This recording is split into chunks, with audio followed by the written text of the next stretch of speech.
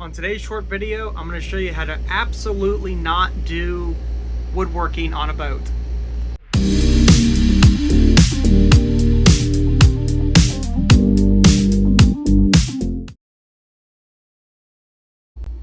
So I am just free-handing this to the next level.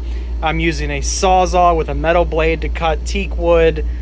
The goal here today is to make a holder for said adult beverages because they usually fall and crash onto the floor because I'm too lazy to put them in the sink when I go on the boat. And it's usually rougher than the forecast calls because they're always wrong. Step 1, buy some wood.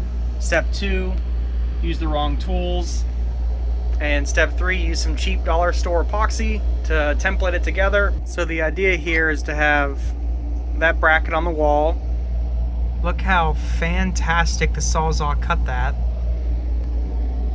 And we'll have this support here, and then a transverse support to go this way back to that bracket, and that's just a spacer there.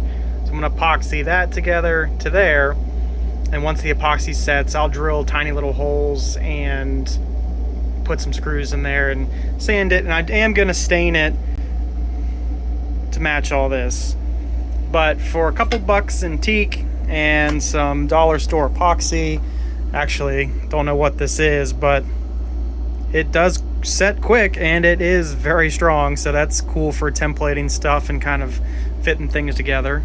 Well, a whole bunch of epoxy later and some crude sanding with my countersink bit specially made for countersinking holes, I drilled all these out and countersunk in large quotation marks for the screws to fit nicely in. Actually, I'm kind of impressed with myself with the lack of proper tools, but hey, that works pretty good. Found some stain that's really old and rusted can, but it actually matches the boat wood really well. I think I used this on a previous project before.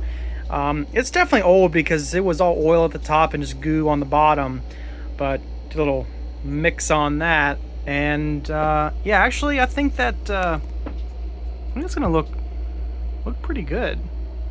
So far impressed for this backyard engineering. We'll let this tack off and dry, and then we'll test fit it again over at the bar and we'll see how it looks. Update: screwed down, stained to match, looks pretty good, made out of teak, and that should help keep things from falling over. Project complete. Thanks for watching this less than formal and more silly than usual video on building something fun for the boat. I'll catch you on the next one.